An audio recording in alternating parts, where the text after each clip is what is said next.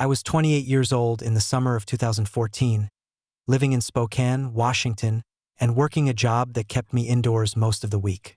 I had been restless for months, itching for something that would pull me away from the office lights, the humming computers, and the gray walls that boxed me in every day.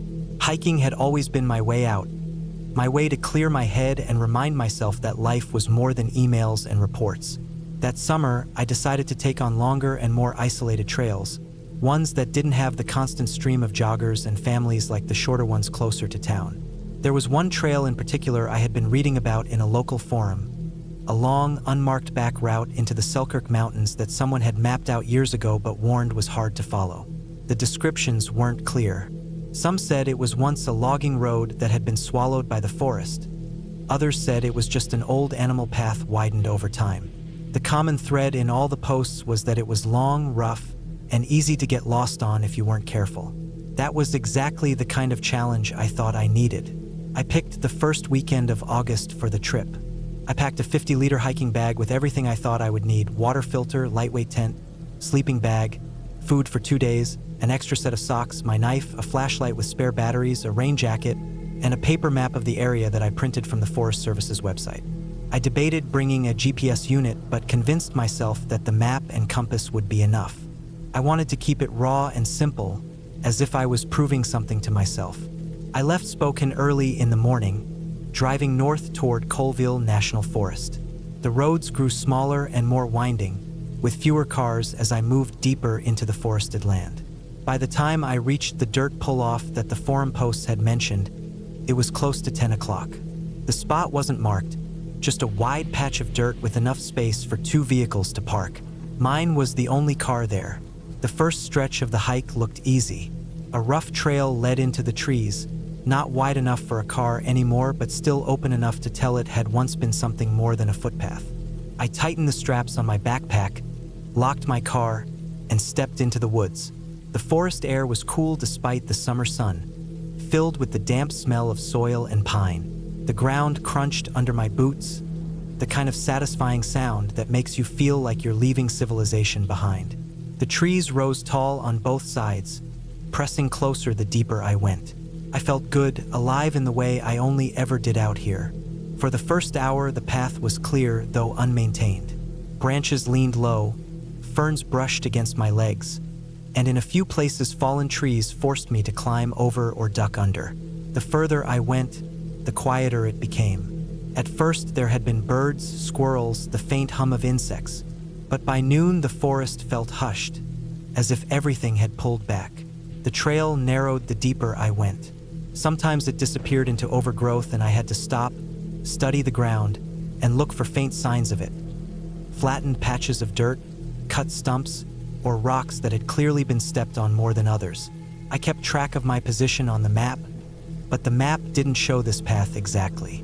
It only showed the general topography and major trails miles away. I was relying on landmarks, the shape of ridges, the bend of a creek, the direction of the sun. By mid-afternoon, I was sweating heavily. The forest was thicker here, the air damp, and mosquitoes buzzed around me every time I paused. I hadn't seen any other people all day. The sense of being completely alone began to settle in. It was the feeling I had wanted, but there was also a sharp edge to it I couldn't ignore. Out here, there was no one to turn to if something went wrong. Around 4 o'clock, I reached a small clearing with a stream running through it. The water was cold and clear, running fast over smooth stones. I filled my bottle, filtered the water, and sat down on a rock to rest. The quiet pressed in. The only sounds were the gurgle of the stream and the occasional creak of trees swaying. I thought about setting up camp there for the night, but something in me wanted to push farther. The forum posts had mentioned a wide ridge about 6 miles in that offered a view of the surrounding valleys. That became my goal. I got up, hoisted my pack, and kept moving. The trail after the clearing was harder to follow. Roots and brush swallowed large parts of it. Sometimes it split into 2 faint directions and I had to guess which one had been the original way. I slowed down, checking more often, marking trees with small notches from my knife so I could find my way back if I had to. The forest grew darker earlier than I expected. The trees blocked the sun, and by the time it was only 6 in the evening, it felt like dusk under the canopy. I hadn't found the ridge yet. My legs were sore, and my shirt stuck to my back with sweat. I began looking for a flat place to pitch my tent. That was when I noticed something that made my stomach tighten. The trail I was on seemed wrong. I stopped, looked behind me, then ahead again. The ground no longer looked like a trail at all. The soil was softer, covered in thick moss, and the faint flattened look I had been following had disappeared. I checked the trees for the notches I had left earlier, but none were there. I had been walking for half an hour without marking anything, too focused on pushing forward. Somewhere along the way, I had wandered off the actual trail and followed a natural clearing that only looked like one. I cursed under my breath and pulled out my map. It didn't help. There were no trails marked where I was, just wide swaths of green. The compass told me I was still heading roughly north, but north didn't tell me where the old road was. I tried to backtrack, but every turn looked the same. The forest repeated itself endlessly. Pines, ferns, fallen logs, patches of moss. My notches were nowhere to be seen. I realized then just how easy it was to lose yourself when the path wasn't clearly defined. I decided to head downhill. Streams usually ran into larger creeks, and larger creeks often led to roads or marked trails. It seemed like a good plan, but downhill meant uneven ground, loose rocks, and steep descents that ate at my energy. By the time the light truly began to fade, my legs were trembling with fatigue. I found a small flat patch between two trees and forced myself to set up camp. The forest at night was a different world. Once the last of the daylight was gone, the blackness around me felt endless.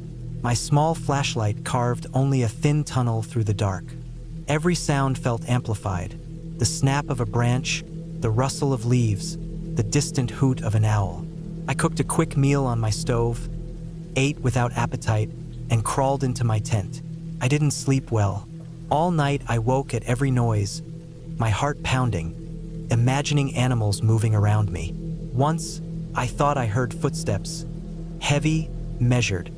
But when I held my breath and listened harder, there was only silence. Morning came gray and damp. My clothes were clammy, and my body ached. I forced myself to eat a granola bar, packed up, and kept moving downhill. By midday, I found a creek, wider than the stream from yesterday. Relief washed over me. I followed it, keeping it on my right side, figuring it would eventually lead somewhere. But the creek twisted and turned, forcing me through dense underbrush. Branches scraped my arms. Rocks slick with moss nearly sent me sliding into the water. I made slow progress, and the hours slipped by with little sign that I was getting anywhere. The sense of unease deepened the longer I went. My water filter clogged with silt, and it took time to clean. My food was limited, and I was burning more energy than I could replace. I checked my watch often, calculating how much daylight I had left. The thought of another night out here unsettled me more than I wanted to admit. Late that afternoon, as I rounded a bend in the creek, I saw something that made my stomach drop, a boot print in the mud. For a split second, relief shot through me, sign of another person. But the print was old, edges softened by rain, half filled with debris. Whoever had left it hadn't been here for weeks, maybe months. Still, it told me I wasn't the first to wander here. I crouched low, studying it, then looked around for more. I found two others a short distance away, heading roughly parallel to the creek. They gave me a direction, a thread of hope to follow. I pushed harder, following that line, but the prints eventually faded into harder ground, swallowed by roots and rocks. I lost them, and with them, the fragile sense of guidance I had felt. By the time the sun was setting, I was exhausted again. My legs shook, my throat was dry despite the creek water, and my nerves were fraying. I forced myself to set up camp again, though every bone in my body wanted to keep moving to find some sign of civilization. That night was worse than the first. The noises felt closer, sharper. Once, I thought I heard the crack of wood splintering, like something heavy had stepped on a branch. I lay in my tent, clutching my knife, staring into the dark. Sleep came in short, broken bursts. The third day, I was running low on food. I rationed.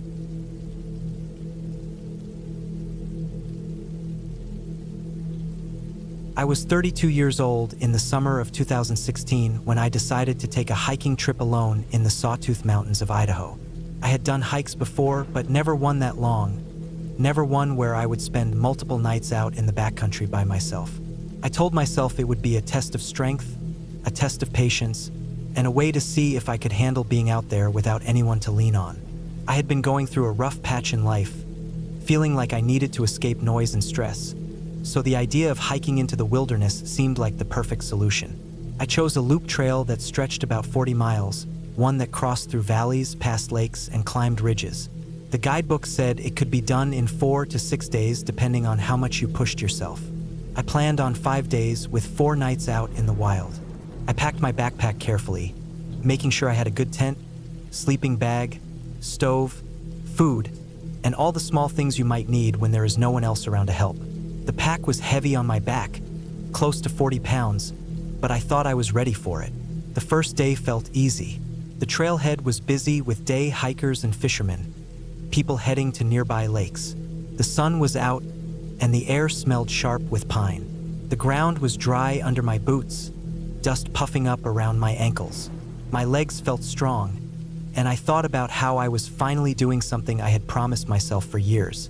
By late afternoon, I had covered nearly 10 miles and set up camp by a small creek. I cooked noodles on my stove, watched the light fade behind the trees, and listened to water running over rocks until I fell asleep. That night, I felt peace. The second day, the crowd of people disappeared. By mid-morning, I hadn't seen anyone else, only squirrels darting across the trail and the occasional hawk overhead. The air grew cooler as the trail climbed. I stopped often to drink water and adjust the straps of my pack. The silence pressed down harder the farther I went, and I felt both proud and uneasy about being alone. I reached a meadow where tall grass swayed in the wind, and wildflowers dotted the ground. It looked like something out of a picture, but the emptiness of it also made me feel exposed. That night, I camped near a small lake. The water was still, reflecting the mountains that rose behind it. I made camp just inside the trees, away from the open shore.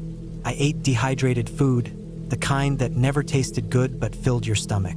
The night grew cold, and the wind carried strange sounds across the lake. Maybe animals moving in the dark, maybe just branches knocking together.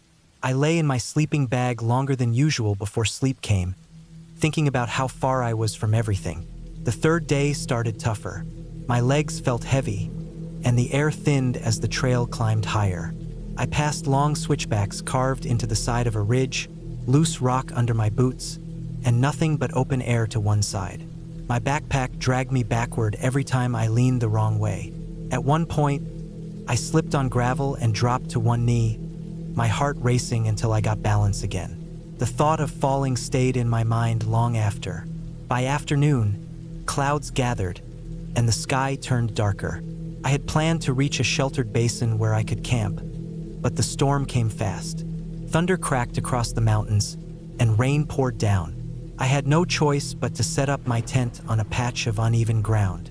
I climbed inside soaked, pulling my wet pack in with me.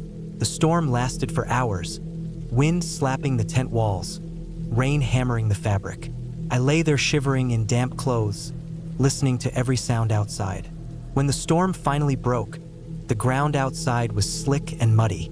The temperature had dropped, and mist curled between the trees. I left my tent just before nightfall to hang my food bag on a branch away from camp. The woods were quiet, too quiet after the roar of the storm. I tried to sleep again, but the uneven ground left my back aching, and every small noise made me sit up and listen. The fourth day began with everything wet. My boots squished with each step, and the straps of my pack rubbed raw against my shoulders. The trail was hard to follow at times, washed out in places by water from the storm. I checked my map often, worried about losing my way. The forest seemed darker that morning, the ground thick with wet needles, the air heavy with the smell of damp earth. Around midday, I realized I hadn't seen another person since the first morning. The weight of that thought pressed down on me harder than the pack. I was miles from any road, miles from help if something went wrong. The trail climbed again, and the higher I went, the more narrow it became. At one point, I rounded a bend and froze. In the mud on the trail were tracks. They were large, wider than my hand, pressed deep into the ground. I crouched down and studied them. They looked fresh. My stomach knotted as I realized they were bear tracks. I stood there for minutes, scanning the woods, my ears straining for movement. Nothing stirred, only the drip of water from branches. I slowly kept moving, making noise with my trekking poles, remembering what I had read about bears. The tracks stayed on the trail for a while before veering off into the trees. Still, I couldn't shake the feeling that something might be watching me. By evening, I reached a small clearing that seemed safe enough to camp. I set my tent close to a cluster of rocks, hoping they would give me some protection. My nerves stayed high, though, and every shadow seemed alive. I ate little that night, too unsettled to enjoy food. Sleep came in small bursts, broken by the sound of branches snapping somewhere in the distance. The fifth morning, I woke early, eager to cover ground and get closer to the trailhead. My map showed about 12 miles left, but the trail looked rough. I pushed myself, ignoring the ache in my legs and the soreness in my shoulders. The forest thinned as I climbed, giving way to rockier ground. The sun was back, but it did little to ease the tension that had built over days of being alone. Around midday, I stopped for water at a creek. As I knelt to refill my bottle, I noticed movement upstream. My head snapped up, and I saw something brown slip between trees. My first thought was another hiker, but the shape was wrong. It was too low, too broad. My stomach tightened again. I couldn't be sure, but it looked like a bear moving away from the water. I froze until the shape was gone, then quickly packed up and moved on. For the rest of the day, every sound made me jump. The rustle of leaves, the crack of twigs, even birds taking flight. I kept scanning the trees, gripping my trekking poles tighter, my throat dry with fear. The trail wound down into another valley, thick with brush that limited how far I could see. It felt like walking through a tunnel, one where anything could be just a few feet away. Late that afternoon, I finally reached a ridge that gave me a view of the road far in the distance. Relief washed over me, but the descent was long and slow, and my legs burned with each step. I kept pushing, though, desperate to be done, desperate to get back to safety. As the sun dropped lower, I stumbled onto the last stretch of trail that led to the parking lot. When I reached my car, I leaned against it, my body shaking from exhaustion and nerves. I had finished the loop, but the relief felt heavy instead of light. The quiet of the wilderness, the storm, the tracks in the mud, the glimpses of movement in the trees, all of it had piled on me until it was almost too much. Driving away, I realized the danger had been real all along, not from some fantasy or ghost, but from the simple fact that I was out there alone, miles from help, surrounded by things stronger and faster than me. I thought about how easily the trip could have ended differently, with a fall on the rocks, a wrong turn in the rain, or a bear stepping onto the trail in front of me. That night, back in a small motel in town, I lay in a real bed, the sound of cars outside instead of wind and branches. I felt safe again, but the memory of the wilderness clung to me. The silence, the storm, the tracks, they stayed in my head. I knew I had pushed myself farther than I should have, and I knew I wouldn't forget that feeling of being completely at the mercy of the land around me.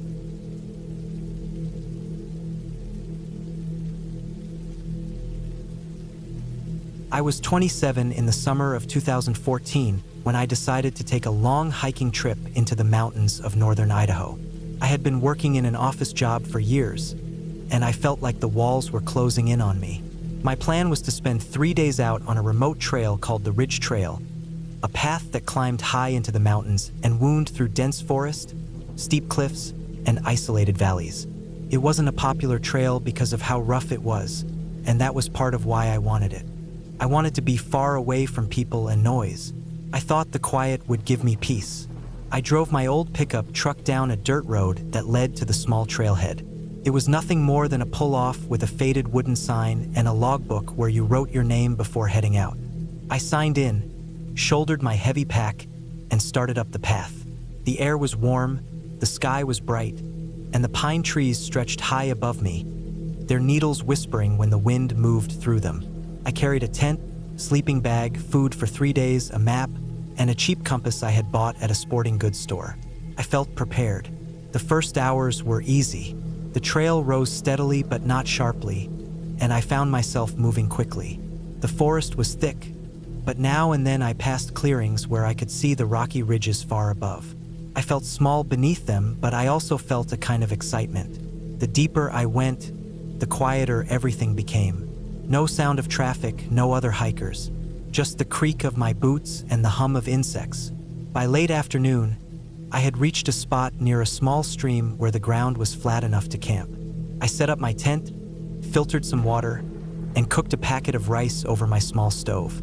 The evening air cooled fast, and shadows stretched across the forest floor. I sat outside my tent for a while, listening to the trickle of the stream, and then I crawled inside and fell asleep. That first night passed without trouble, though I woke up more than once to the sound of branches snapping in the dark. It wasn't unusual. Deer and elk moved through those woods. Still, every time I heard a sound, I froze and listened hard, my heart beating fast until silence returned. The next morning, I packed up and pushed farther along the trail. The path grew steeper. At times it narrowed until I could see nothing but a drop-off on one side and a rock wall on the other. My legs ached as I climbed, and the straps of my pack dug into my shoulders. By midday, I was sweating hard, and I stopped often to drink water. The sun burned down, but under the trees it was cool and damp. Around early afternoon, I reached a section where the trail had eroded. The dirt was loose, and I had to cling to roots as I moved along. Below was a slope that dropped into a ravine filled with fallen logs and jagged rocks. I made it across, but I felt my stomach knot when the ground crumbled under my boots. After that, I moved slower and paid more attention to each step. I planned to reach a high ridge that night, but as the sun started to lower, I realized I wouldn't make it. The trail wound longer than I thought, and my legs were exhausted.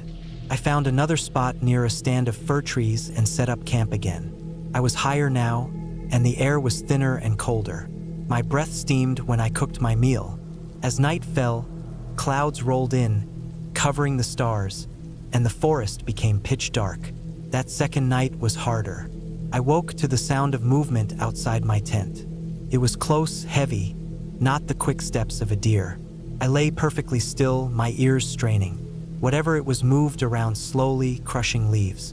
My mind raced through possibilities: bear, moose, maybe even a mountain lion. I gripped the handle of the small knife I kept near my sleeping bag, though I knew it wouldn't do much if something big attacked. After several minutes, the sounds faded into the distance. I didn't sleep much after that. The third morning, my nerves were on edge. I packed quickly and pushed up the last stretch toward the ridge. The trail climbed through dense brush, and I kept turning around, sure I was being followed. I saw nothing, only trees and shifting shadows. By midday, I finally reached the ridge. From up there, the view stretched for miles. Peaks and valleys rolled out in every direction. The wind was sharp and cold, and clouds drifted across the blue sky. I had planned to camp near the ridge and spend the next day heading back, but as I walked along the narrow spine, I noticed signs of weather moving in. Dark clouds gathered in the west, and the air felt heavy. I knew storms could be dangerous up high, with lightning and sudden rain, so I decided to descend into the next valley and set up camp lower down. The descent was rough. The trail was poorly marked, and in places I had to scramble down loose rock. My boots slipped more than once, and each time my heart jumped. When I finally reached the bottom, the valley was darker, the trees thicker, and the ground damp. I found a flat spot and pitched my tent fast, just as the first drops of rain started to fall. The storm hit hard that night. Rain hammered the tent, and wind tore at the fabric. I lay awake listening to it, hoping the stakes held. Water pooled under the floor, soaking through in spots. Lightning flashed, and thunder rolled across the mountains. Felt endless. When it finally eased, I drifted into an uneasy sleep. I woke in the gray light of dawn to silence, but when I stepped out of the tent, I realized the storm had changed everything. The trail was washed out in places and the ground was slick. Worse, a section of the path I had come down was gone, buried under a fresh landslide. My only choice was to follow the trail farther down the valley, even though it wasn't the way I had planned. As the day went on, the trail grew harder to follow. The markers were faint, and in places it disappeared under fallen branches and mud. I checked my map again and again, trying to line up landmarks, but the dense forest made it difficult. By afternoon, I wasn't sure if I was even on the right trail anymore. The air felt heavy, and every sound seemed louder. The crack of branches, the distant rush of water. I kept moving, but unease grew inside me. I hadn't seen another person since the start, and now I felt truly alone, deeper in the mountains than I meant to be. My legs burned with each step, and blisters formed on my heels. Hunger gnawed at me, but I rationed my food carefully, unsure how long it would take to find my way out. That night, I set up camp in a clearing that felt wrong somehow. The ground was uneven, the trees pressed in close, and the silence was so heavy it made my ears ring. As darkness fell, I lay in my tent staring at the ceiling, listening for sounds. When they came, they were worse than before. Not just the steady steps of an animal, but strange patterns. Pauses, then bursts of movement, as if something circled the camp, stopped, then moved again. My hands shook as I gripped the knife. I stayed awake until dawn, every muscle tight. By morning, I was exhausted. I stumbled as I packed, barely able to think straight. I told myself to focus only on moving forward. Hours passed, the trail fading more with each mile. At times I had to push through brush, tearing my clothes. My water filter broke when it slipped from my hand and cracked against a rock, forcing me to drink sparingly from what I had left. My throat dried out, my tongue sticking to my mouth. Late that afternoon, I found myself at the edge of a steep gorge. A river roared at the bottom, swollen from the storm. The trail appeared to cross, but the small wooden bridge had been swept away. I stood there staring at the rushing water, my stomach sinking. Crossing would be dangerous, but staying meant no way forward. I searched up and down the bank for a shallow spot, but the current was strong everywhere. Finally, I chose a place where the rocks seemed close enough. I tied my boots to my pack, took a deep breath, and stepped into the icy water. The current grabbed me instantly, nearly pulling my legs out from under me. I fought to keep my balance, planting each foot carefully on slick stones. Halfway across, the river surged higher, and I slipped. Cold water closed over me, and my pack dragged me down. I thrashed, kicking hard, and somehow managed to grab a branch jutting from the bank. With all my strength, I pulled myself out, gasping, my body shaking from the cold. I collapsed on the far side, coughing water from my lungs. My hands were scraped raw, and my legs ached from the strain. But I was alive. I forced myself to keep moving, teeth chattering, until I found a place to set my tent. That night, I curled in my damp sleeping bag, shivering uncontrollably. The next morning, weak and sore, I pushed on. I had no real idea where I was now. The map felt useless. My food was nearly gone and my water low. I moved slowly, every step a battle. Time blurred, hours of stumbling through endless forest. On the fifth day, when I felt sure I couldn't go any farther, I heard a sound that cut through the silence, the distant hum of an engine. My heart leapt. I followed it desperately, crashing through brush, tripping on roots, until I burst onto a dirt road.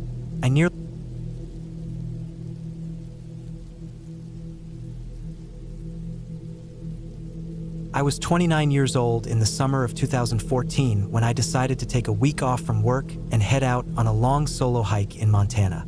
I had been living in Missoula for 3 years, working a regular office job, and I spent most weekends hiking shorter trails near the city. But this time I wanted something longer, something that would push me further into the wilderness, where there wouldn't be many people around. I had read about the Cabinet Mountains Wilderness, a stretch of rugged land in northwestern Montana with remote trails, alpine lakes, and steep ridges. It wasn't the most popular destination, which made it more appealing. I didn't want crowds or well-traveled paths. I wanted silence, distance, and the feeling of being far away from everything. I picked out a route that would take me about 4 days. I would start at a trailhead near Libby, follow a valley up to a pass, then cut across ridges and circle back down another canyon. The loop was just over 40 miles, with some steep climbs and narrow sections. I spent weeks gathering gear, checking maps, and watching the weather forecasts. Early August usually meant stable weather, though storms could roll in without much warning. The morning I left, the sky was clear and pale blue. I parked my car at a small gravel lot, signed the trail register, and shouldered my pack. The air was cool, and the trees smelled of pine and dry dirt. For the first several miles, the trail followed a creek through dense forest. The sound of water and birds filled the air, and every now and then I passed piles of elk droppings or the claw marks of a bear on a tree. I carried bear spray strapped to my chest, along with a knife on my belt. The first day was quiet and uneventful. I hiked steadily, taking breaks near the creek, and by late afternoon I had climbed high enough that the trees began to thin. I set up camp in a small clearing just below the tree line, near a meadow with patches of wildflowers. I cooked a simple meal on my stove, hung my food in a tree, and watched the sun drop behind the ridge. When night fell, the silence was so deep it almost hurt my ears. I lay in my tent listening to the faint rustle of wind in the grass until I drifted off. The second day I pushed harder. The trail climbed steeply toward the pass, switchbacking up loose rock and scree. The sun was hot, and sweat soaked through my shirt. Every time I paused to catch my breath, I looked back at the valley below, where the creek shimmered like a thread of silver far below. I reached the pass around noon, and the view stunned me. Jagged peaks in every direction, slopes of rock and snowfields, and deep valleys stretching out like green carpets. From there, the trail turned narrow. It hugged the side of a ridge, no wider than 2 feet in places, with loose gravel and steep drops on one side. I kept my eyes on my boots, planting each step carefully. My pack felt heavier than before, shifting whenever I leaned too far. The wind picked up, pushing at my back, and I tightened the straps across my chest. By evening, I had crossed the ridge and dropped into another valley. Here, the trail grew faint, winding through overgrown brush and scattered boulders. My map told me there was a small lake nearby, and I aimed for it, hoping to camp along its shore. When I finally reached it, the light was fading. The water was still and black, ringed by cliffs. I pitched my tent on a patch of flat ground and collected water with my filter. That night, the silence felt heavier. I thought I heard rocks shifting on the slopes above me, but when I shone my light, nothing moved. The third morning, clouds hung low and gray. I packed quickly, uneasy without knowing what the weather might do. The trail climbed again, cutting through talus slopes and patches of lingering snow. My boots slipped on wet rock, and several times I caught myself just before falling. By mid-morning, the clouds thickened, and thunder rolled somewhere behind the peaks. I felt trapped, exposed on high ground with nowhere to go but forward. The storm hit harder than I expected. Rain poured in sheets, and lightning cracked across the ridges. I crouched low, heart pounding, trying to move quickly while staying careful on the slick rocks. Every flash of light showed the steep drop beside me, the ground disappearing into mist.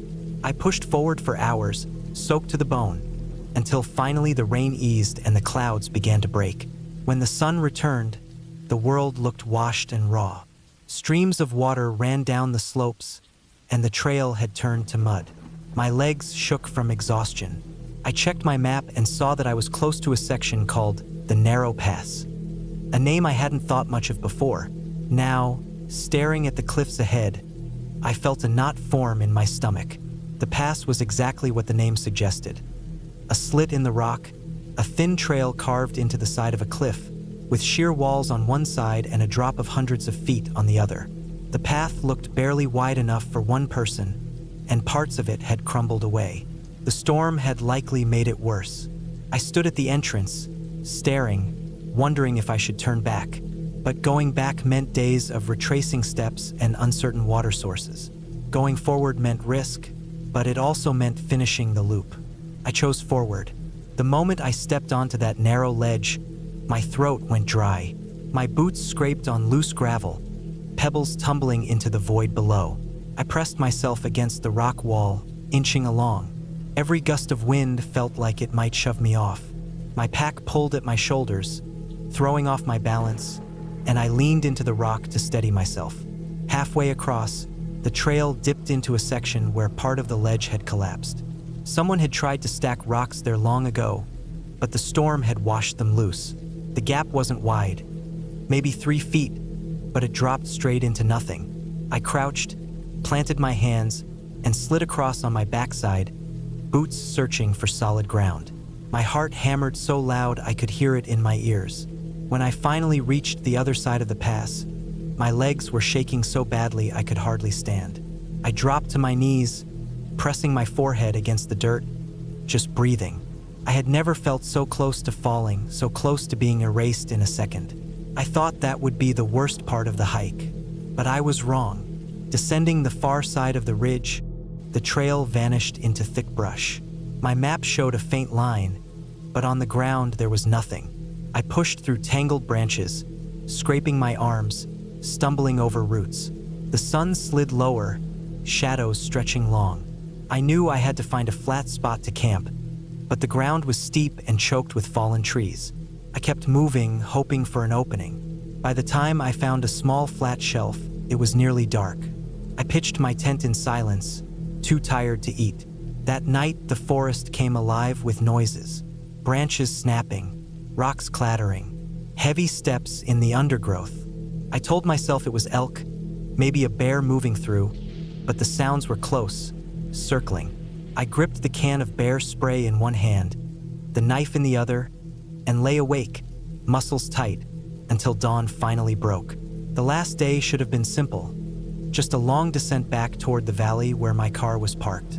But my nerves were frayed, and every sound put me on edge. The trail remained faint, easy to lose in the brush, and several times I found myself turned around, checking and rechecking the compass. The air grew hot and still, and sweat soaked through my clothes. At one point, I stepped wrong on a slick rock and twisted my ankle. Pain shot up my leg, and I nearly fell. I sat there, breathing hard, testing the joint. It held, though each step hurt. I tightened my boot and forced myself to keep going. Hours later, when the trees began to thin and the sound of the creek reached my ears, I nearly cried with relief. I followed the water down, and soon I saw the glint of my car through the trees. My pack sagged heavy on my shoulders, my legs ached, and every part of me wanted to collapse. But I was alive. When I finally slid into the driver's seat, I just sat there, hands gripping the wheel, staring at the forest I had just come out of.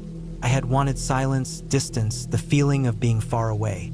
I got all of it, but I also learned how quickly the wilderness can turn, how narrow the line is between moving forward and being gone forever.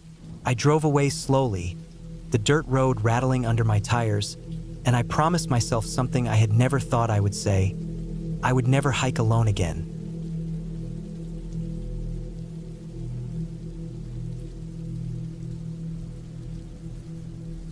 I was 34 years old in the summer of 2018 when I decided to take a long solo hike through a section of the Allegheny National Forest in Pennsylvania. I had done plenty of day hikes in my life and even a few multi-day trips with friends, but I had never gone alone for more than one night.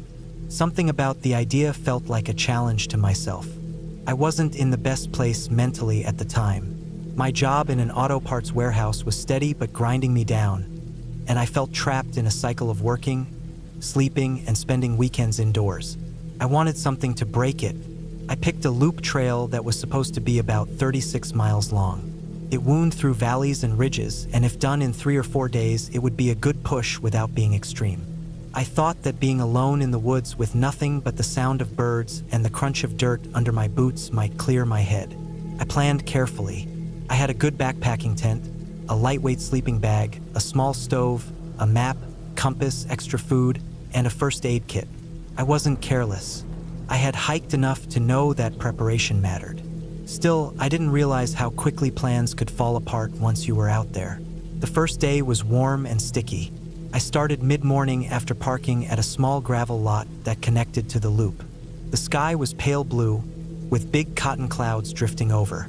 The trail at first was wide and well-marked, running through tall hardwoods.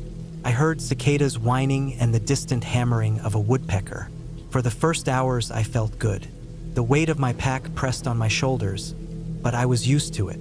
The dirt underfoot was soft and I moved easily. Every now and then I stopped to drink water or adjust my straps.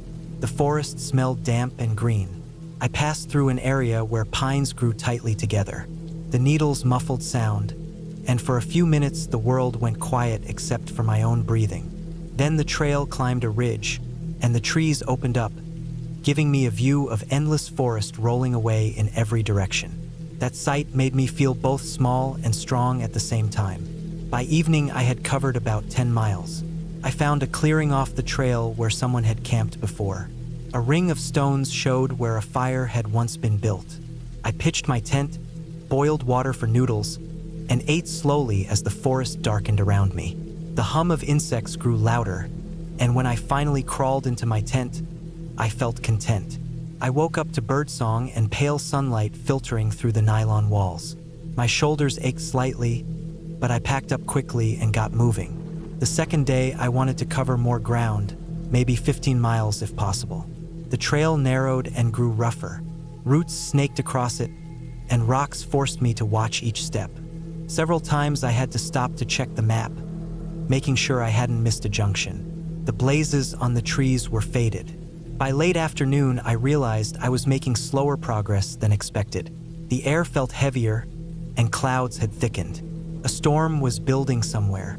I pushed on, not wanting to set up camp too early. I came down into a valley where a stream ran brown with silt, swollen from earlier rains. There was supposed to be a bridge, but I found only broken planks on the far bank. The water was too wide to jump. I walked along the bank until I found a shallow spot where the current slowed. I unbuckled my pack straps in case I slipped and tried to cross. The cold water surged around my legs, but I made it. On the other side, my boots were soaked, and the mud sucked at my soles. By the time I set up camp that night, it was nearly dark. I chose a spot on higher ground under oaks, but I was tired and careless. I didn't check the slope of the ground well enough. During the night, rain came hard. Water ran downhill and pooled under my tent. I woke up damp, my sleeping bag clammy. Morning was gray and dripping. Mist clung between the trees, and every leaf seemed to hold a drop waiting to fall on me. My boots squished with each step. I packed up quickly, feeling miserable. The trail became harder to follow. Some blazes were missing, others hidden by overgrowth. The ground was slick, and I stumbled often. Around midday, I reached a junction where two faint paths split. My map was smudged from water, and I couldn't tell which was correct. I guessed left. At first, the path looked fine, though narrower than before. But after an hour, it thinned into little more than a game trail. I convinced myself it would reconnect with the main loop. Instead, it led me deeper into thick woods. I stopped, dropped my pack, and tried to backtrack. But everything looked the same. The mist made it worse. Trees blurred into one another, and every direction felt identical. Panic pressed at the edges of my mind, but I tried to steady myself. I knew the rule: don't keep wandering blindly. I took out my compass and tried to head south, thinking it would eventually cut back to the loop. For hours I pushed through brush, stepping over logs, crawling under low branches. The forest felt endless. My clothes were damp, and my legs trembled from effort. When I finally stopped, I was on a ridge I didn't recognize. No trail, no signs, just endless trees rolling away. I realized then that I was lost. I found a flat spot on the ridge and set up camp. The forest around me felt different now. Not friendly, not peaceful. It felt indifferent, as if I had slipped into a place where I wasn't meant to be. Every sound carried weight. The crack of a branch, the rustle of leaves. I knew most of it was wind or animals, but my nerves twisted them into threats. I forced myself to eat a little, though I wasn't hungry. My water was running low. The map was nearly useless now because I couldn't place myself. My phone had no service. That night, lying awake in the damp tent, I thought about how quickly a simple hike had changed into something else. I told myself that in the morning I'd get bearings from the sun and try again. I woke stiff and cold. My food supply was down to 2 packets of oatmeal, a granola bar, and a bag of jerky. I ate half the oatmeal to save the rest. The forest felt thicker the farther I moved. Vines tangled across my legs. Thorn bushes tore at my sleeves. At one point, I slipped on a slope and slid several feet before grabbing a root. My palms burned, but I held on. Hours passed with no sign of a trail. I drank the last of my water by afternoon. My mouth grew dry, my lips cracked. I knew I needed to find a stream, but the land seemed stubborn, only ridges and gullies leading nowhere. Near evening, I did hear water faintly and followed the sound until I reached a small creek. I filtered some and drank until my stomach cramped. The relief was so strong it nearly made me dizzy. That night, camped near the creek, I thought about my chances. If I kept wandering, I could go in circles forever. I needed a landmark, something big like a road or a river, but the forest gave me nothing, just the same endless trees. My body ached all over. My legs were covered in scratches, and my shoulders throbbed from the pack. Still, I pushed forward. I told myself if I kept moving, I'd eventually find something. Midday, I spotted what looked like an old logging road. It was overgrown with weeds but wide and straight. My chest filled with hope. I followed it, thinking it might lead out. For miles I walked, the sun beating down, sweat soaking my shirt. But the road ended at a clearing filled with brush and young saplings. Beyond it, nothing but more trees. I wanted to scream. I sat on the ground, exhausted, and felt the hopelessness creep in. That night, I rationed what little food remained. 1 strip of jerky, half the granola bar. My stomach growled long into the night. Hunger sharpened everything. I woke weak, my legs heavy. I forced myself to keep moving. My mind wandered between memories of home and visions of food. I came across signs of deer, tracks pressed into the mud, droppings, fresh rubs on trees. I thought about how alive the forest was, and yet how it offered me nothing I could use. I had no weapon, no skill at trapping. By afternoon, my legs shook with every step. I stumbled often, falling to my knees. I thought about staying put, about building a signal fire. But the trees were too wet, and smoke would barely rise. That night, I barely slept.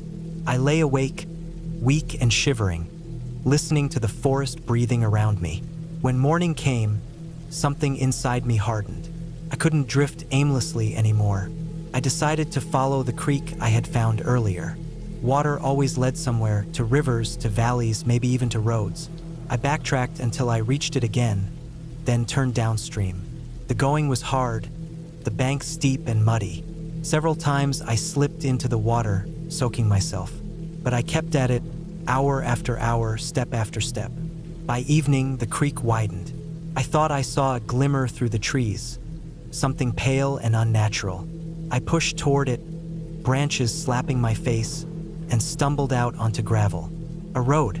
I dropped to my knees, too weak to cheer. The road was narrow, cracked with weeds, maybe an old Forest Service.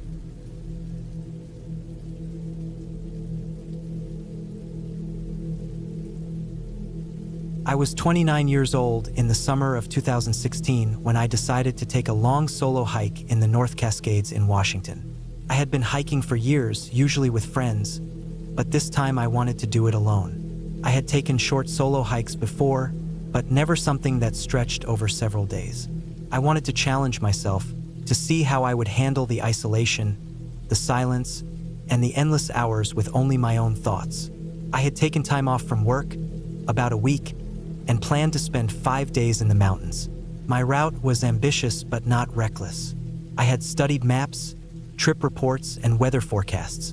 I carried a sturdy pack that weighed close to 40 pounds, filled with food, water filtration gear, a tent, a sleeping bag, a first aid kit, and other essentials. I also had a paper map and compass along with a GPS device. The trail started near a small ranger station that I had visited before. It was a bright morning when I began. The first miles felt light and exciting.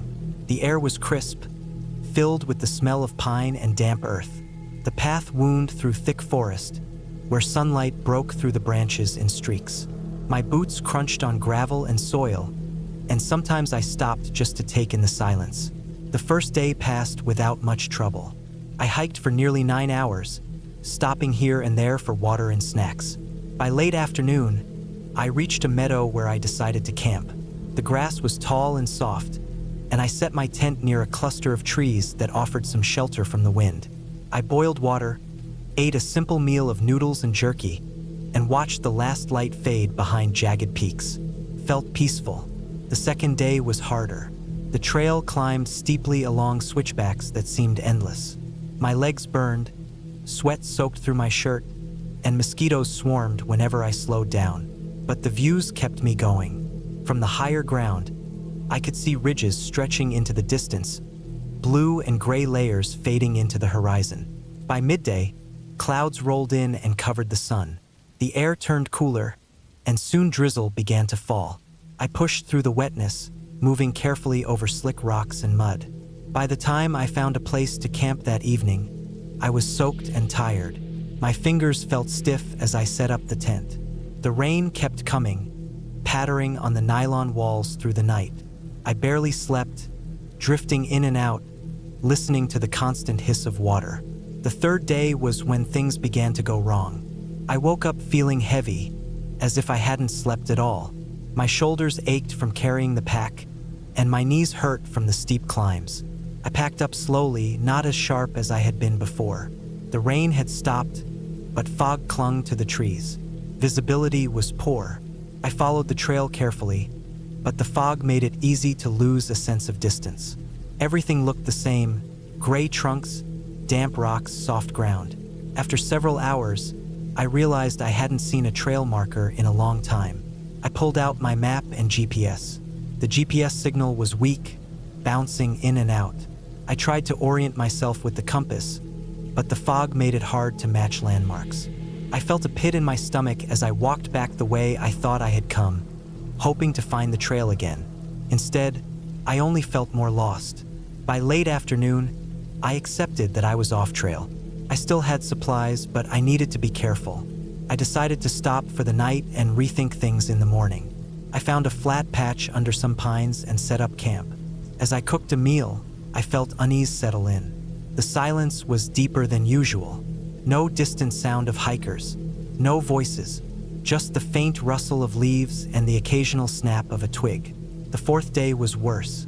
I tried to head east, thinking that would eventually connect me back to the main trail, but the terrain grew rougher. Thick undergrowth slowed me down, and the ground sloped steeply into ravines. I slipped more than once, scraping my hands on rocks. My water filter worked fine at first, but the streams I found were cloudy with silt. I boiled the water anyway, but it tasted like mud. That evening, when I unrolled my sleeping bag, I realized I had dropped my map somewhere along the way. I searched every pocket, emptied the tent, but it was gone. I sat there for a long time, staring at the dirt floor, anger and panic swelling in my chest. The GPS was nearly useless in the thick forest, and now the map was gone. By the fifth day, I was rationing food. I had packed enough for the planned trip, but being lost meant extra days I hadn't accounted for. I cut portions in half, just a handful of trail mix, a small chunk of jerky, a few sips of water at a time. Hunger made me dizzy, and the constant strain of moving through rough terrain wore me down. The forest changed in tone. Every sound seemed sharper, more threatening. A snapping branch in the distance made me freeze. Once, while moving along a narrow ridge, I saw movement between the trees below. At first, I thought it was another hiker, and relief rushed through me. But when I squinted, I realized it was a bear moving slowly through the undergrowth. I held my breath, staying still until it wandered out of sight. My heart hammered for long minutes afterward. On the sixth day, the weather turned again. Dark clouds gathered quickly, and soon heavy rain poured down. The forest floor turned to muck, and streams swelled into rushing torrents. I tried to cross one by stepping on rocks, but slipped and soaked myself up to the waist. My pack grew heavier with the water. My boots squelched with every step. That night, I couldn't get a fire started. Everything was wet, even the small sticks I tried to use. I shivered in my damp clothes inside the tent, teeth chattering, stomach aching with hunger. I thought of home, of warmth, of a dry bed. The thought that I might not get out alive pressed hard against my mind. The seventh day came, and I decided to follow the sound of water downhill, hoping it would lead to a river and maybe a road or settlement. I moved slowly, carefully, through thick brush and slippery rocks. My legs trembled with each step, and my throat burned with thirst. At times, I thought I heard distant sounds. Maybe a car, maybe a plane, but they always faded into nothing. By afternoon, I found a wide river. The water was brown and fast, swollen by days of rain. I walked along the bank, scanning for signs of human presence. Nothing, just endless trees, wet rocks, and the roaring water. I camped nearby, too weak to keep moving. That night, I dreamed of food, plates of hot meals, glasses of clean water. When I woke, my mouth was dry and my body felt like it weighed twice as much. On the 8th day, I stumbled along the river again, moving in bursts of energy followed by long rests. My vision blurred sometimes. I almost stepped into the water more than once, barely catching myself. Late in the day, when I was close to collapsing, I saw something through the trees, a rough track, like a dirt road. Adrenaline surged. I forced myself forward, climbing up the embankment. My legs nearly gave out, but I reached the road and fell to my knees on the gravel. It was real, a road. I wasn't sure if it was used often, but it was a sign of people. I followed it slowly, step by step, until in the distance I saw a small cabin, smoke rising from a chimney. I reached it just before sunset, staggering to the porch. My voice cracked as I tried to call out, but no words came. The door opened, and a man stepped out. He looked startled, but quickly came down to help me. I remember collapsing on the wooden boards, the world tilting sideways, before everything went black. When I woke again, I was lying on a couch inside. A blanket covered me, and the warmth of a fire filled the room. My body was weak, but the sight of 4 walls of safety brought tears to my eyes. The man gave me water and simple food, and I ate slowly, every bite tasting like life itself. He told me later that he used the cabin only on weekends for hunting and had almost stayed home that day. He had a satellite phone and called for help. Within hours, rangers arrived and took me out by vehicle. Looking back now, years later, I think about how close I came to not making it out. The mistakes added up, losing the trail, dropping the map, underestimating how quickly weather can change. I had training and experience, but the wilderness doesn't care about that. It only takes a few errors and some bad luck to push you to the edge. The memory of those days never left me. The hunger, the cold, the endless trees with no sign of direction. Sometimes at night, when everything is quiet, I still hear the roar of that swollen river in my head. I still feel the panic of being alone and lost, wondering if I would ever be found. But I did make it out, and the lesson I carry is clear. Respect the wilderness, prepare more than you think you need, and never take a solo trip lightly. Because once you're out there, there is no guarantee of rescue. There is only you, your decisions, and the vast indifference of nature.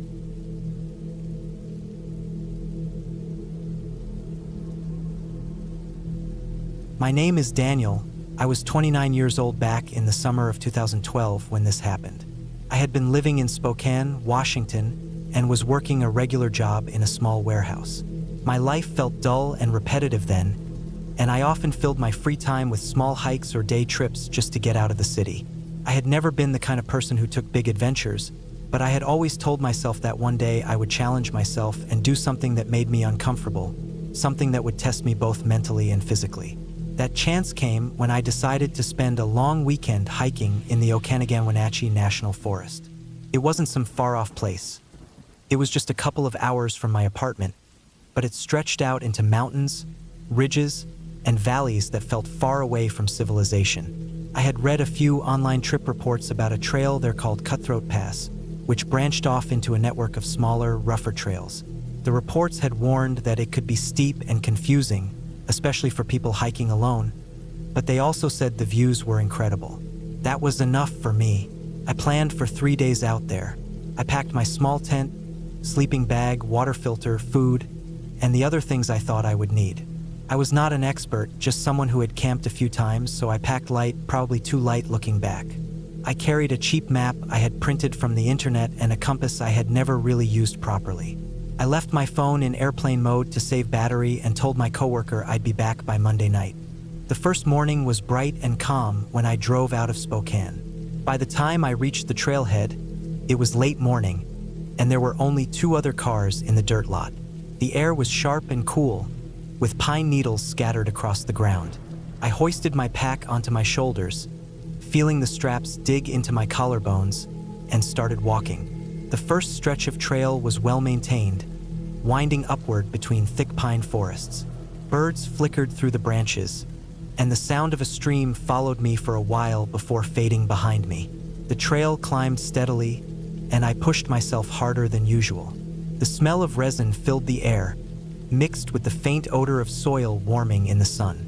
Sweat ran down my back, soaking into the fabric of my shirt, but I kept going. After about 2 hours, I reached an opening where the trees broke away, revealing a view of jagged peaks in the distance. It was beautiful, almost unreal, and I stood there for a long moment, breathing heavily, trying to memorize it. From there, the trail became less clear. It narrowed and twisted through patches of undergrowth. I followed cairns, small piles of rocks, stacked by other hikers, but sometimes I had to stop and search for the next one. I checked my map, but the lines and symbols didn't match what I was seeing in front of me. I told myself it was fine. As long as I stayed on a trail, I would be okay. By late afternoon, I found a small flat spot near a creek and decided to set up camp. I pitched my tent, filtered some water, and cooked one of my freeze-dried meals. The sky glowed pink above the peaks, and the sound of rushing water filled the air. I felt tired but content.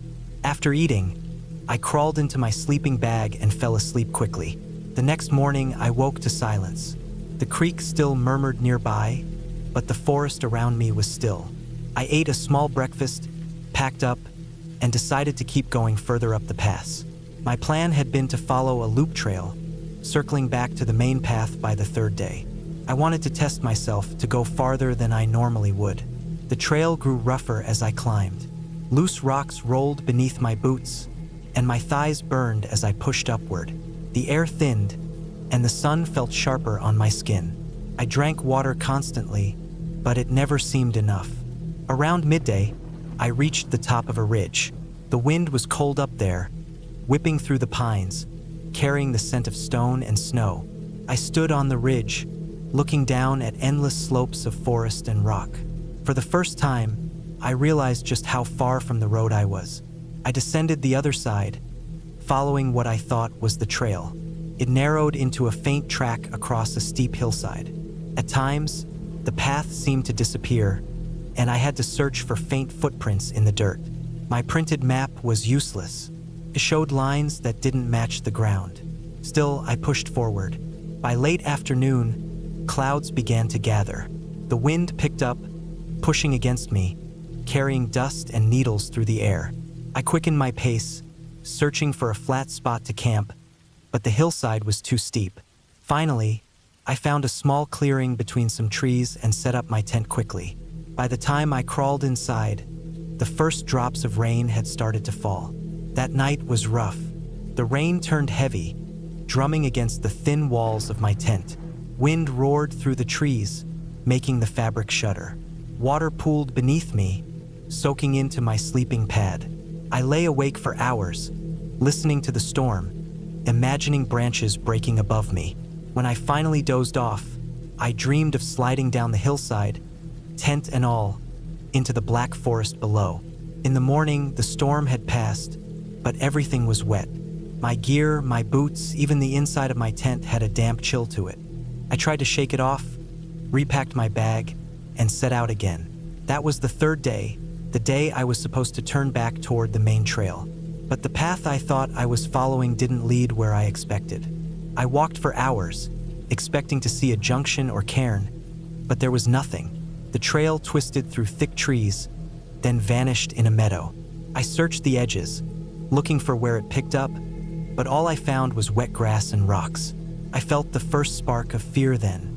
I pulled out my map and tried to line up the ridges around me with the printed lines, but nothing matched. The sun was high, but the forest felt dark and close. I told myself not to panic, that if I just went downhill, I would hit a road or stream that would lead me out. I chose a direction and kept walking. The hours dragged by. My legs grew heavy, and my back ached beneath the weight of my pack.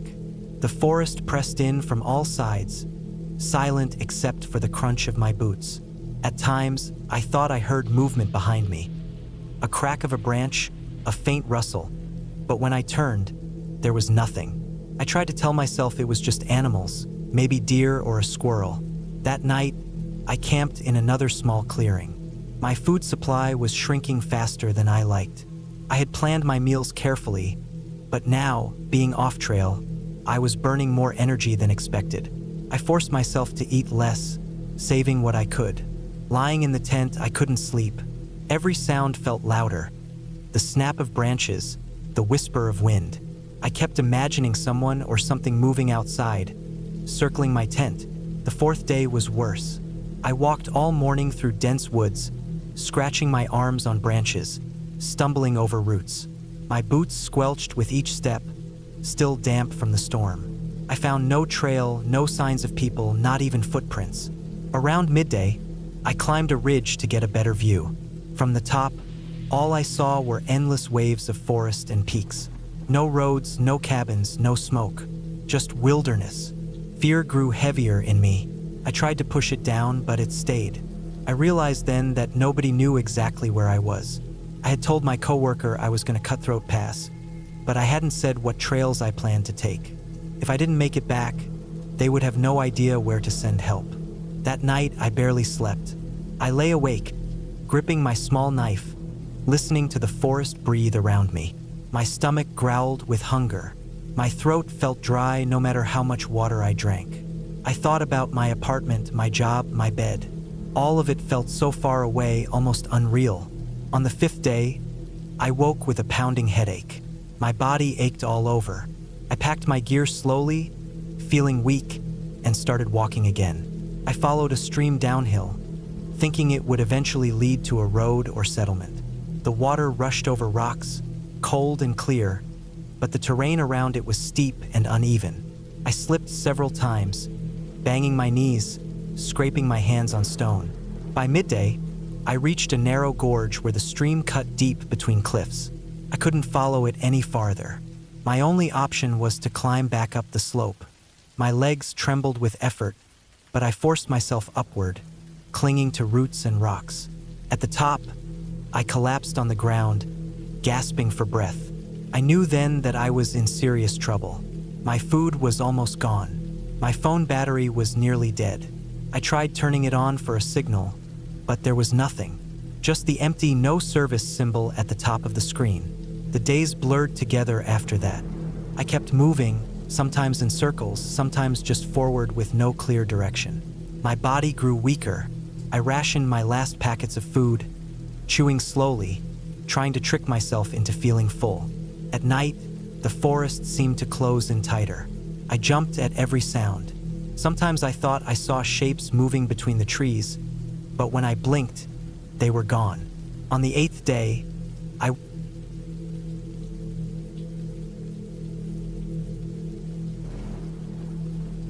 I was 28 years old in the summer of 2014 when I decided to take a solo hiking trip through the Black Rock Valley region in northern Colorado.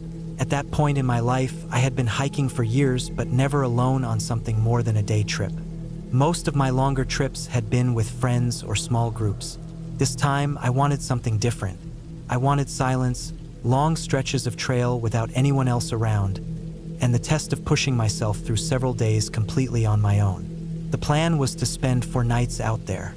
I had researched a loop trail that cut through the valley, climbed up along 2 ridges, and curved back around. It was just over 30 miles, depending on which side trails I took. I had studied the maps over and over again. My pack was loaded with the usual things: tent, sleeping bag, food for 5 days, stove, water filter, first aid kit, and a headlamp with extra batteries. I carried a small emergency beacon too, something I had bought only a few weeks earlier. The weather forecast looked good for late July. Hot days, cooler nights, a chance of afternoon storms, but nothing out of the ordinary. I left my small apartment in Fort Collins early in the morning and drove toward the trailhead. The last stretch of road was gravel, winding upward through forest that seemed endless. I reached the parking area just before 9, shouldered my pack, signed my name in the trail register, and started walking. The trail began wide, passing through pine and spruce, with sunlight flickering down through the branches. The first hours were calm. I kept a steady pace, sweating but feeling strong, my legs adjusting to the load on my back. The pack always felt heavy in the beginning, but I knew from experience that my body would settle into it. By noon, I had already climbed 1,000 feet and the trees thinned out into meadows. I stopped near a stream to refill my bottle and eat a quick snack. The sound of running water was sharp and clean, and the air smelled of grass and wildflowers. It was the sort of moment that made all the work worth it. I rested there for 20 minutes, boots off, toes in the cool stream, before moving on. The trail narrowed as I entered the first real stretch of the valley. Tall grass grew on both sides, bending in the wind. I saw deer ahead in the distance, their heads lifting before they bounded into the trees. The quiet was heavy. No cars, no voices, just wind and the sound of my own footsteps. I had wanted isolation, and here it was. That first night, I set up camp in a clearing beside a cluster of boulders. The sun dipped low, throwing long shadows across the grass, and the mosquitoes came out as I cooked a simple meal of rice and beans. I climbed into my sleeping bag just as darkness closed in. The stars spread wide across the sky. It took longer than usual to fall asleep, mostly because I kept listening to every rustle in the grass, every creak of the trees. Being alone at night in the backcountry had a way of making small sounds feel bigger than they were. Still, exhaustion won, and I slept. The second day was harder. The trail climbed steeply along the eastern ridge, switchback after switchback. I sweated through my shirt before noon, drinking more water than I had expected. By mid-afternoon, I had reached an exposed section where the view stretched out over the valley. From up there, the scale of the place hit me. Miles of forest below, ridges stacked in layers, peaks in the distance still streaked with snow. It felt endless, and for the first time, I also felt very small. Clouds built quickly overhead, thickening into the kind of storm I had been warned about. I hurried down from the exposed section, pushing myself until I reached tree cover again. Rain came hard and sudden, soaking the trail into mud. Thunder cracked so close it made my chest vibrate. I pulled my rain jacket tight, head low, and kept moving until it passed. When I finally set camp that night, I was farther behind schedule than I had planned. I found a spot on higher ground, away from the soggy sections, but the ground was uneven and littered with roots. I didn't sleep well at all. My body ached from the climb, and the constant dripping of water from trees onto my tent made it hard to relax. Every time I dozed, I woke again, shifting, turning, listening to the woods breathe around me. By the third morning, I was tired. I packed up slower, dragging myself to the trail. My food supply was fine, but my energy felt low. Still, I pushed on.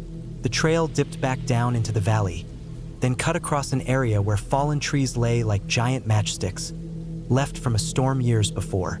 Picking my way through was exhausting. My pack scraped branches. My boots slipped on bark. At one point, I thought I saw movement deeper in the trees, a figure maybe, or just a shape shifting in the light. I stopped, staring, but nothing came of it. Probably my mind filling gaps in the silence.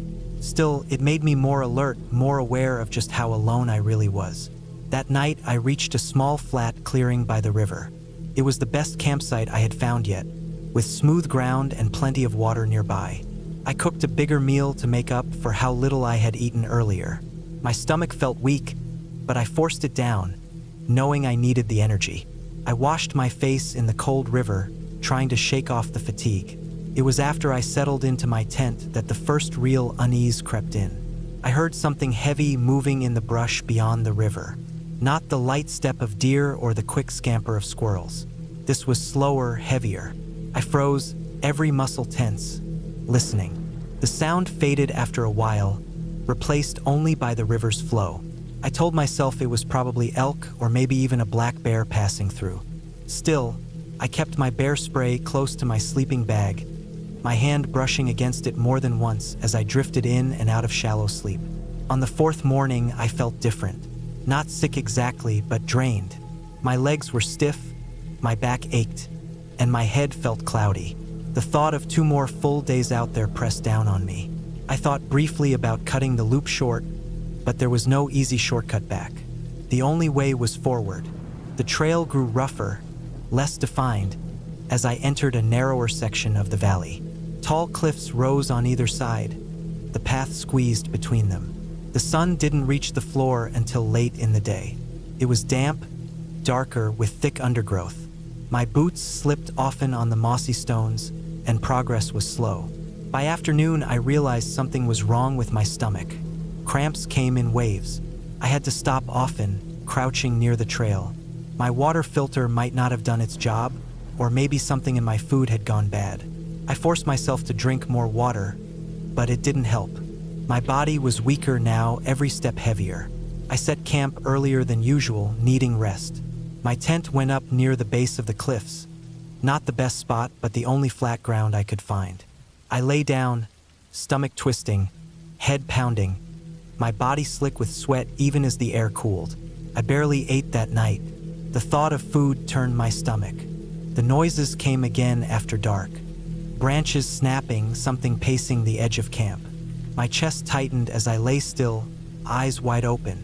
I told myself it was wildlife, nothing unusual, but the timing, night after night, made it feel directed, almost intentional.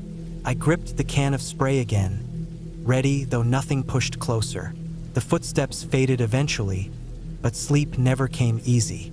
The last day broke with pale light sliding into the valley. My stomach was worse. My legs trembled with each step, and my mouth was dry no matter how much water I swallowed. The map told me I had about 9 miles left. Normally, I could do that in half a day, but in this state it felt impossible. The trail wound upward again, climbing back toward the ridge where it would loop around. Every switchback left me gasping, bent over, sweat dripping from my face. My vision blurred at times. I stopped often, leaning against trees, willing myself to keep moving. At one point, I heard something again behind me. Heavy steps, then silence. I turned, staring down the empty trail. Nothing there. The hair on my arms lifted. I pushed on faster, ignoring the cramps, ignoring the weakness. The higher I climbed, the worse it got. My legs shook. I stumbled more than once, catching myself on branches. My head spun with lightheadedness. I realized then how dangerous it had become. Alone, sick, miles from help. If I collapsed out there, nobody would find me for days. The thought hit me like a cold stone in the chest. By late afternoon, the trail leveled out onto the ridge. The view opened again, wide stretches of valley and peaks under the fading sun. It should have been beautiful, but I barely registered it. My focus was on the trail ahead, the promise of the loop curving back toward the parking area. I kept moving until dark forced me to stop. My last camp was miserable. I had almost no energy to set the tent. I collapsed inside without dinner, shivering though the night air wasn't that cold. My stomach twisted, my throat burned, my body weak and trembling. I don't know how much I slept.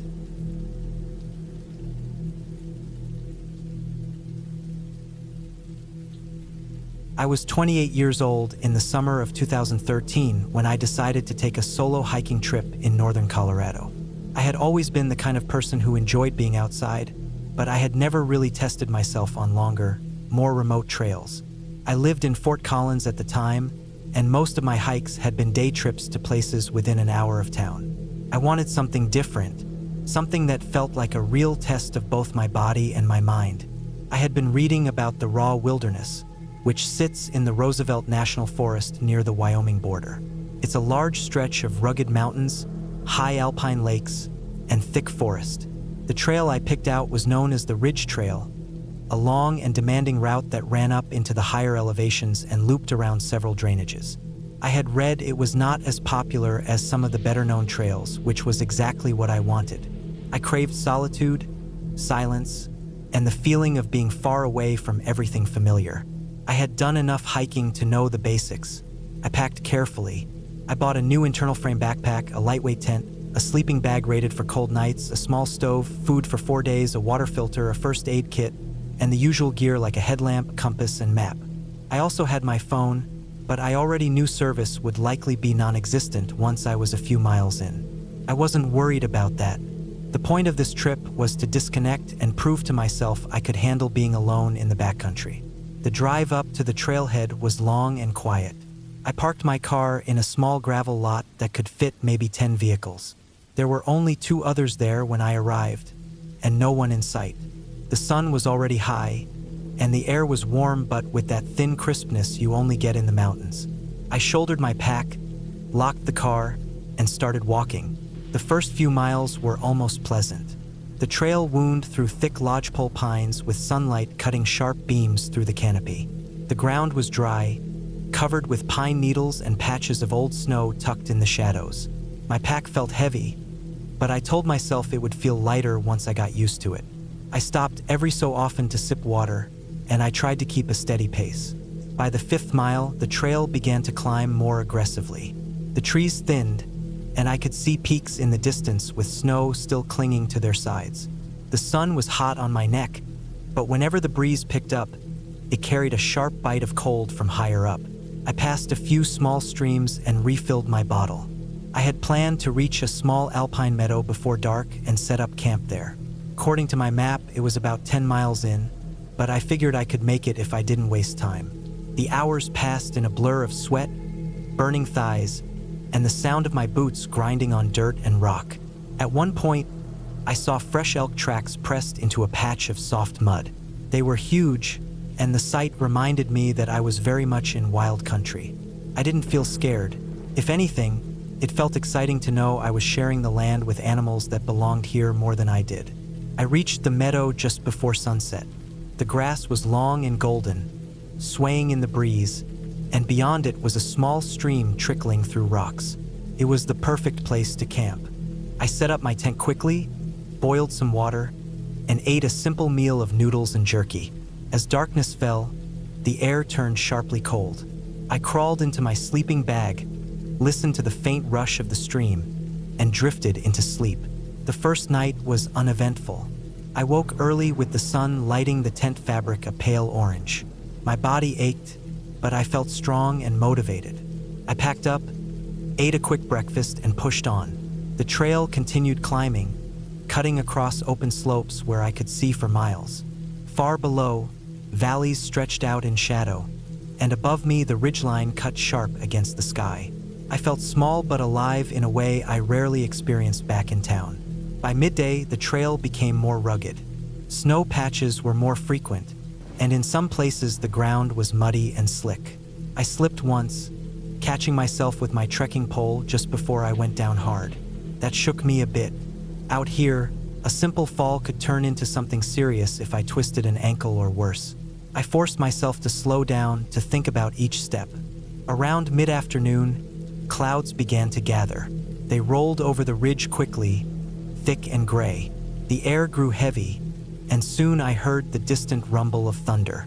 I knew being above tree line in a storm was dangerous, so I scanned the map and saw there was a small basin ahead where the trail dipped into a cluster of spruce. I pushed harder, heart pounding, as the thunder grew louder. By the time I reached the trees, fat raindrops were already falling. I set up my tent quickly, hands fumbling as the wind picked up. By the time I had it secured, the sky opened up. Rain hammered down and lightning cracked overhead. I crawled inside, soaked and shivering, and waited. The storm lasted nearly 2 hours. Water ran in small streams beneath the tent, and I sat with my gear pulled close, hoping none of it would soak through. When it finally eased, the world outside smelled of wet earth and pine. That night, something shifted in me. I was tired, yes, but there was also a weight pressing on me that hadn't been there before. The storm had reminded me of how exposed I really was. I had no easy way out, no quick escape. The trailhead was at least a full day's hike behind me, and the only way forward was deeper into the wilderness. The second night was harder to sleep through. Every sound outside made me tense. The crack of a branch, the rustle of wind in the trees. It all seemed sharper, louder. I kept telling myself it was nothing, just the natural noises of the forest, but my mind ran in circles. At some point, exhaustion won and I slept in short, restless bursts. The next morning, the air was clear and cold. I packed up and kept moving, telling myself the worst of the storm had passed. The trail climbed again, higher into the rocky ridges. Snow covered more of the ground, and at times the trail itself vanished beneath it. I had to stop, check the map, and look for cairns marking the way. By afternoon, I realized I was making slower progress than I'd planned. The snow made every step harder, and my legs felt like lead. My shoulders ached from the pack. Still, I pushed on, not wanting to stop until I reached the next marked campsite on my map, a small plateau above a glacial lake. When I finally reached it, the sun was already sinking. The lake lay dark and still, surrounded by cliffs streaked with snow. I set up my tent in a patch of flat ground, filtered water, and forced myself to eat even though I wasn't hungry. My hands shook as I lit the stove.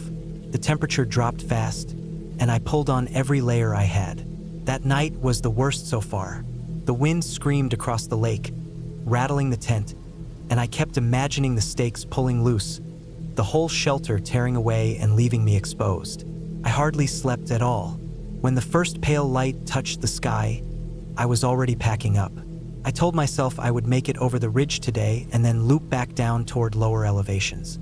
The thought of descending into thicker forest again gave me a small sense of relief. I wanted trees around me, something that felt protective. The open ridges made me feel like a target. The climb was brutal. The trail was barely visible under deep snow, and more than once I had to crawl on hands and knees to keep from sliding. My lungs burned in the thin air, and my legs screamed with every step. I paused often, but each pause only made me colder. When I finally reached the top of the ridge, I stood there shaking with exhaustion. The view was incredible, peaks stretching forever, valleys like green shadows far below, but I couldn't enjoy it. All I felt was the weight of the silence. There was no one, no movement, just me and the endless expanse of mountains. The descent was worse than the climb. The snow was softer on this side, and I kept plunging knee-deep. My boots were soaked through, my socks heavy with icy water.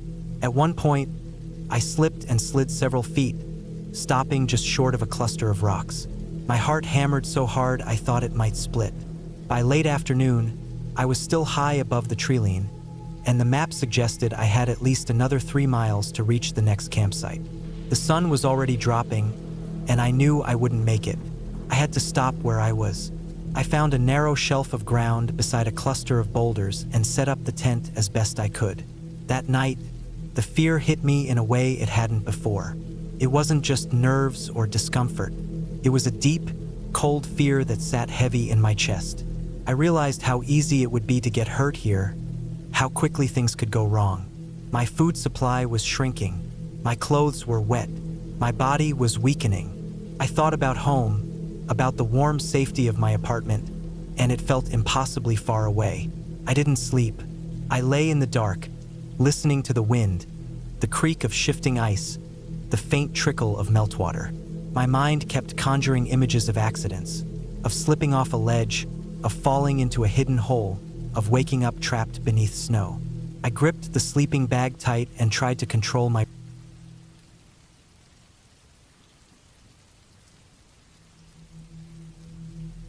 I was 31 years old in the summer of 2012 when I decided to take a week off work and go hiking on my own in the mountains of northern Colorado. I had been working long hours in a warehouse, and my body was worn down from lifting boxes and breathing in dust every day. Hiking had always been my way of letting stress out. It gave me peace, cleared my head, and kept me in shape.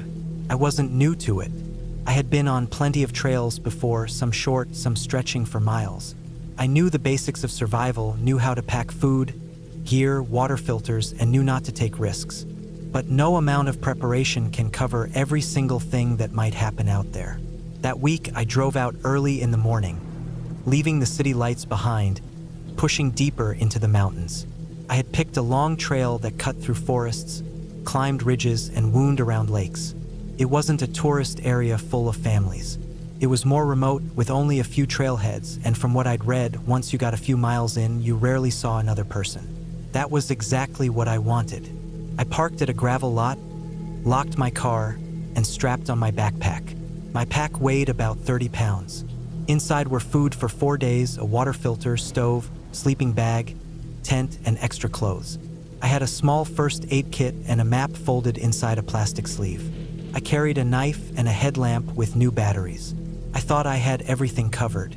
The first part of the hike was easy. The air was cool that morning, and the forest was full of shade. Pine needles softened the ground. The trail climbed gently, then flattened, and I felt good, walking steady. The sound of my boots crunching gravel mixed with the sound of wind in the trees. Now and then I heard birds.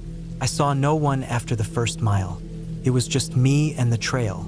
By mid-afternoon, I had covered close to 10 miles. My shirt was damp with sweat, and my shoulders were sore from the straps of the pack. I found a small flat clearing beside a creek and decided to stop there for the night. The water looked clean, running fast over smooth rocks. I filtered enough to fill 2 bottles, then set up my tent. After eating a freeze-dried meal and a protein bar, I crawled into my sleeping bag. It was still light outside, but the forest around me had already grown quiet. I lay awake for a while, listening to the creek before finally drifting off. The first night was peaceful. I woke rested, packed up, and started again. My plan was to follow the trail up a ridge, then loop around and connect with another trail that would bring me back near where I started by the 4th day. It would be around 30 miles in total. I liked the idea of a full circle, finishing where I began. The second day, the trail grew rougher. Roots tangled across the ground, and there were long uphill stretches. Sweat soaked my back, and I had to stop often to catch my breath. By midday, clouds had gathered, and the air turned heavy. I heard thunder far off. I pushed harder, not wanting to get caught on an open ridge in a storm. By late afternoon, I reached a small flat space with trees on all sides. I set up camp there. The storm came not long after. Rain hammered the tent. Lightning flashed bright enough to show the outline of the trees through the thin fabric. I lay still in my bag, counting seconds between lightning and thunder, waiting for it to pass. Eventually, the rain eased and I fell asleep to the dripping of water from branches. The next morning, the trail was slick. Mud clung to my boots, and everything smelled damp. I hiked slower, watching my steps. The trees grew thicker, blocking much of the light. It felt darker even though the sun was up. My map showed that the trail would soon begin climbing a narrow canyon before bending back up toward the ridge. That section wasn't marked with campsites, so I planned to push through it and camp after clearing the higher ground. The canyon was narrow, with steep walls rising on both sides. A creek ran through it, and the trail crossed back and forth over wet rocks. In places, the ground was so close to the wall that I had to scrape past. My pack caught against stone more than once. It slowed me down more than I expected. I didn't like the feeling of being boxed in with no place to go but forward. After hours of picking my way along, I finally came to a point where the trail climbed out of the canyon. The climb was steep and muddy. My boots slipped often. I had to grab roots to pull myself up. By the time I reached the top, my hands were coated in dirt and my arms were shaking. I stood there breathing heavy, looking back at the canyon. It felt good to be out of it. I checked the map and saw that the ridge was still ahead, maybe 3 more miles. I wanted to reach it before night, but as I started walking again, I realized how drained I was. Every step felt heavier than it should. My legs burned, and my shoulders ached. I had pushed hard without enough rest. I kept telling myself it was only 3 more miles, but the trail wound up and down, and the distance stretched longer than I thought. By the time the light began to fade, I still hadn't reached the ridge. My body felt weak, and I needed to stop. I found a small patch of flat ground just big enough for my tent.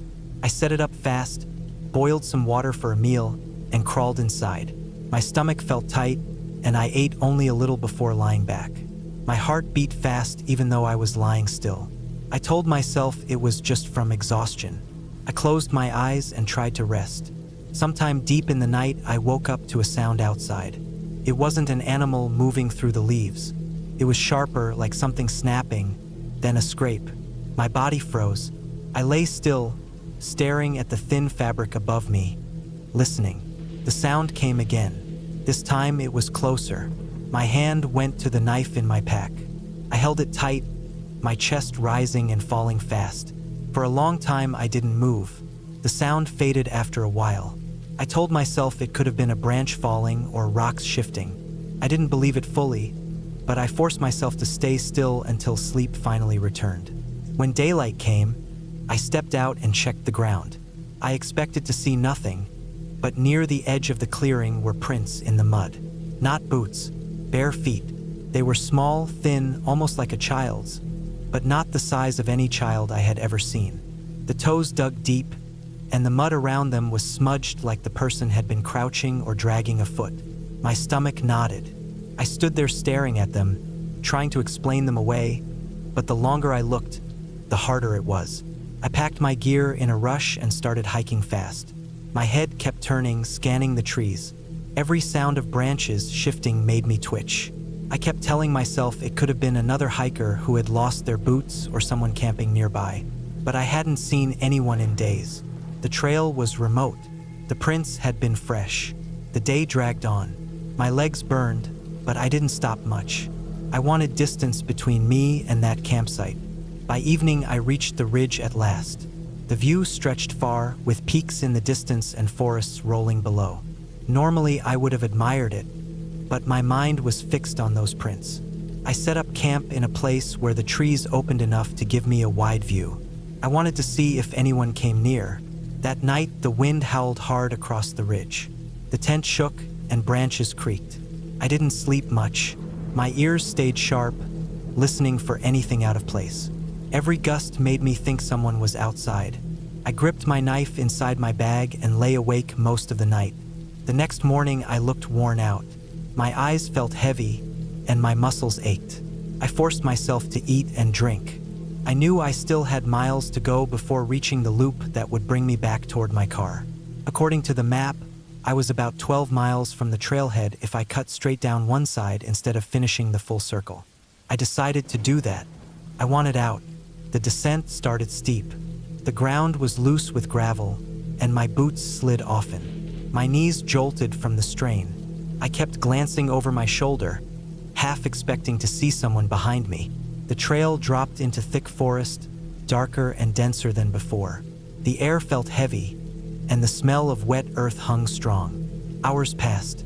My legs felt shaky, and my water was running low. I stopped at a creek to refill. As I knelt to filter, I noticed something on the far bank. A sock, wet and dark with mud, lying half buried. I stared at it for a long time. It looked old, torn at the top, but it was out of place. I didn't touch it. I just packed my bottle and moved on. By late afternoon, the forest grew dim. I checked the map and saw I still had 5 miles to the trailhead. I thought about pushing through into night, but my body felt drained. I stopped at a small clearing and set up the tent one last time. My hands shook as I tried to light the stove. I forced food down though my stomach resisted. When I lay back, I prayed for morning. The night stretched slow. I heard movements outside again, this time more than once.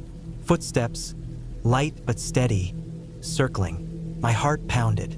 I wanted to yell out, but I kept quiet, afraid of drawing more attention. I gripped my knife and lay frozen, every muscle tense. Hours seemed to pass like that.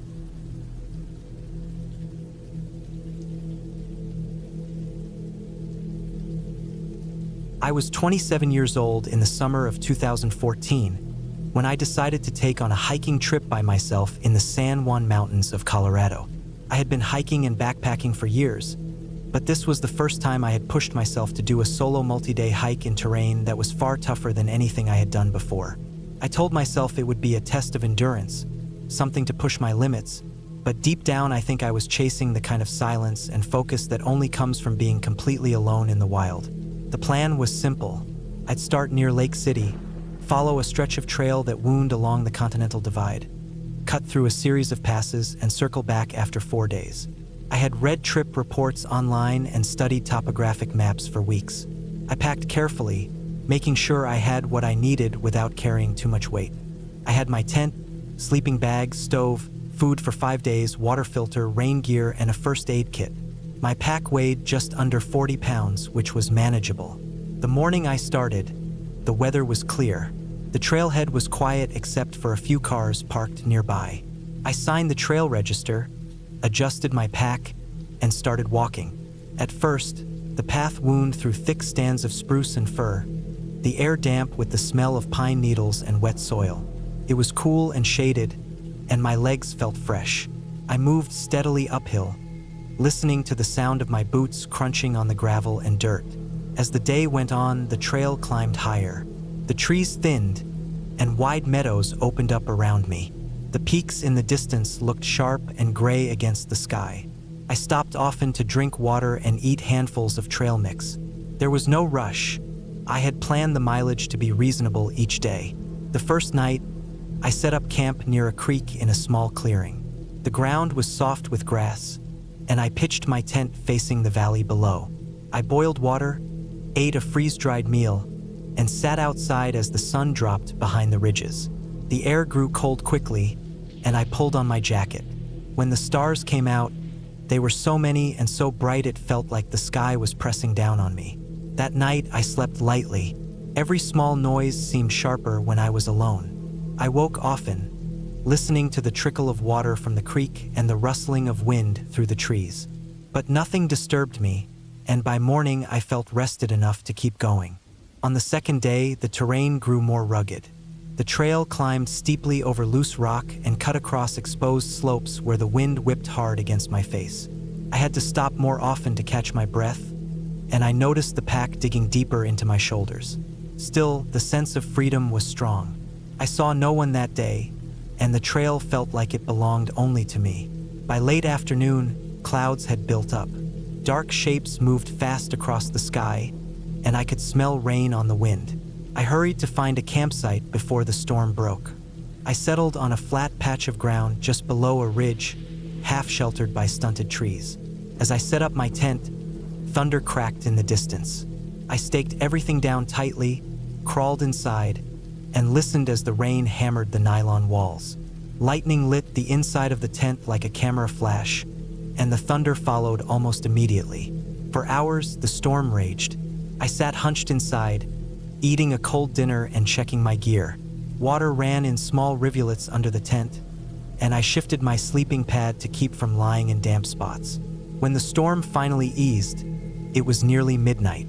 I lay awake a long time, listening to the dripping of rain from the trees and the wind that still gusted across the ridge. The next morning, the world looked washed clean. The air was crisp, and water sparkled on the grass. I packed up and climbed over the ridge, dropping into a long valley that stretched out between two ranges. This valley felt different, lonelier, harsher. The grass was thin, and patches of snow lingered in shaded gullies. I followed the trail along the valley floor, stepping over streams and mud patches. By midday, I realized I hadn't seen another human being since I left the trailhead. I had expected some company, maybe a few other backpackers, but the trail felt abandoned. A strange unease crept in as I walked. It wasn't fear, not yet, just the realization of how far I was from help if something went wrong.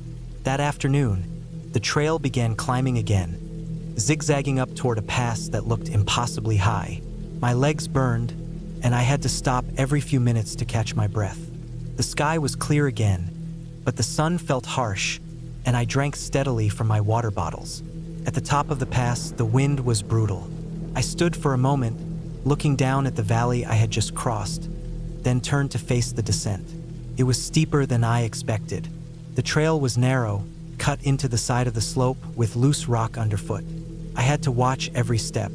My pack threw off my balance, and a few times I slipped, catching myself with my trekking pole. The drop below the trail was sheer in places, and my stomach tightened each time I looked down. Halfway down, I lost my footing. One rock rolled under my boot, and I stumbled hard, falling to one knee. My pole snapped in half as I jammed it into the ground to stop myself. My knee banged against the rocks, sending a sharp pain shooting up my leg. I sat there, breathing fast, checking the damage. The knee was scraped raw and already swelling, but nothing felt broken. Still, the shock of how close I had come to tumbling down the slope left me shaken. I moved slowly after that, testing each step, leaning on my remaining pole. By the time I reached the valley floor, the sun was low and I was exhausted. I pitched camp near a stand of willows by a stream. My knee throbbed, and I cleaned it carefully, bandaging it as best I could. I ate little that night, too tired to care, and crawled into my sleeping bag. Sleep was broken and restless. Every time I shifted, the knee ached. I kept thinking about how far I still had to go, and how the trail seemed more dangerous than I had expected. The thought of turning back crossed my mind, but the loop I had planned meant that going forward was about the same distance as going back. The fourth day was the hardest. My knee slowed me down, and the trail only grew rougher. At one point, I lost the path entirely in a field of broken rock. I wandered for nearly an hour, checking my map, backtracking, scanning the ground for cairns. Panic rose in me when I realized how easy it was to get turned around in that terrain. When I finally spotted the faint line of the trail again, the relief was overwhelming, but the scare left me rattled. I knew then how fragile the situation was. A wrong step, a twisted ankle, and I might not make it out. The silence pressed on me harder than ever. Even the small comfort of bird calls or the rustle of animals seemed absent in that valley. It was just me, the wind, and the sound of my boots dragging on the dirt. That night, the loneliness hit me in full. I set up camp on a high saddle, where the ground was rocky and uneven. I ate the last of my dinners, forcing it down though I wasn't hungry. The air was thin, and I felt lightheaded. The sun set in a blaze of orange and purple, but I barely noticed. My body ached, and my nerves were stretched thin. When darkness fell, the fear came with it. Every gust of wind made the tent shudder, and every creak of fabric made me sit up, heart pounding. I realized I hadn't seen another person in days. If something happened, no one would know where I was. My mind kept replaying the stumble on the pass, imagining what would have happened if I had fallen. I felt trapped between the urge to get out quickly and the reality that rushing would only make another mistake more likely. The final day, I woke before dawn. I packed quickly, eager to finish. My knee was stiff, but I forced it to move. The trail dropped through forests again, and the sight of trees felt like a comfort after so much barren high country. I kept moving, pushing past the pain, until finally, by late afternoon, I spotted the trailhead through the trees. When I reached my car, the sense of relief was overwhelming. My hands shook as I unlocked the door.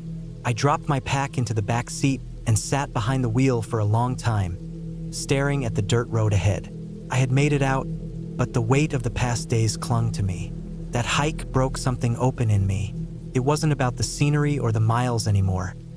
It was about the way the wilderness stripped me down, exposed how small and fragile I really was. I had gone out there looking for solitude and challenge, and I had found both in ways I hadn't expected. I never forgot the silence of that valley, the way the trail crumbled under my boots, or the long nights alone in the tent with fear pressing in from every side. It was the closest I had ever come to being truly lost, not just on the map but inside myself. And though I walked out alive, part of me stayed back there in those mountains, where the wind howls over the ridges and the trail disappears into rock and shadow.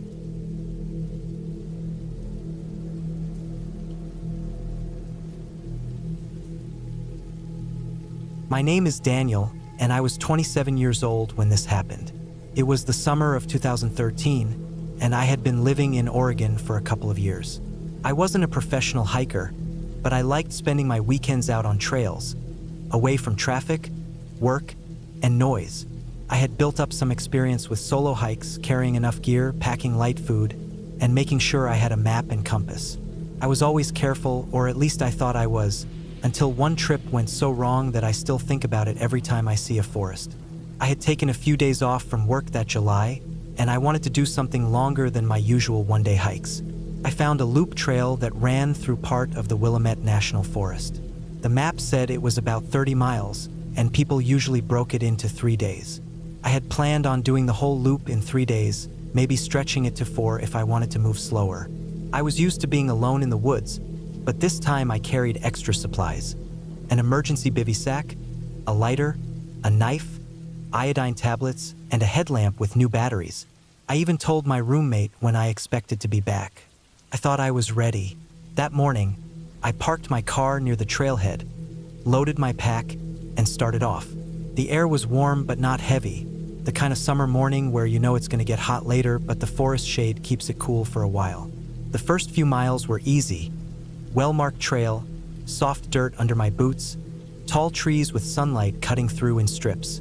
I moved at a steady pace, enjoying the silence broken only by birds and the sound of my footsteps. I barely saw anyone that morning, just one pair of older hikers heading back to the lot. They nodded to me and kept moving. I didn't think much of it. By midday, I had covered around 10 miles. My shoulders ached from the pack, but nothing unusual. I stopped to eat on a fallen log, taking off my boots to let my socks dry out. The map showed a junction a couple miles ahead where the loop split, one branch climbing higher into the ridges before circling back. I figured I would reach that point by evening and camp somewhere nearby. When I set off again, I started noticing the trail markers looked older. Some were bent metal nailed into trees, others just paint blazes. I had to stop a couple times to double-check the direction, since fallen branches covered sections of the path. Still, I stayed on track until I reached the junction. Here's where the mistake began. The signpost was broken, just a splintered wooden pole leaning at an angle. The arrow boards that should have been nailed on were gone. On my map, the split showed one path going north, the other east. The one I needed was east. I thought I could tell which was which just by looking at the way the trails bent. I chose the one on the right, believing it was east. I was wrong. First, the trail looked fine. It wound uphill in long switchbacks, thick brush on both sides. The higher I climbed, the hotter it felt. My shirt clung to me, and sweat stung my eyes. I kept going, figuring I would reach the ridge and then flatten out. But the ridge never seemed to end. After another hour, the trail narrowed, roots tangled across it, and the ground felt looser under my boots. I checked my map, but without the broken signpost, I couldn't be certain. I convinced myself it was still the loop. By late afternoon, I realized I hadn't seen another hiker all day. That wasn't too unusual. Some sections got less traffic, but it still unsettled me. I took out my compass. The trail I had been following wasn't heading east at all. It bent more south. That's when it hit me that I might not even be on the loop anymore. I tried not to panic. I had plenty of daylight left, and if I retraced my steps, I could get back to the junction. So I turned around, but the trail looked different going back. Some sections I swore I hadn't seen before. I followed it anyway, certain I was just tired. After an hour of steady walking, I still hadn't reached the broken post. My stomach tightened. The sun sank lower, turning the light golden. I stopped and forced myself to eat another snack and drink water. I told myself I would keep moving until I found a good spot to camp, then figure it out in the morning. But when I started again, the trail split without warning. One branch curved downhill, the other climbed again. Neither looked familiar. I stood there for a long time, trying to remember if I had passed this earlier. Couldn't. I chose downhill. I thought it might lead back toward the valley, closer to the real loop. The descent was steep, loose rocks slipping under my boots. I had to grab trees to steady myself. By the time I reached the bottom, the sun was gone. I pulled out my headlamp, the beam cutting a narrow circle through the dark.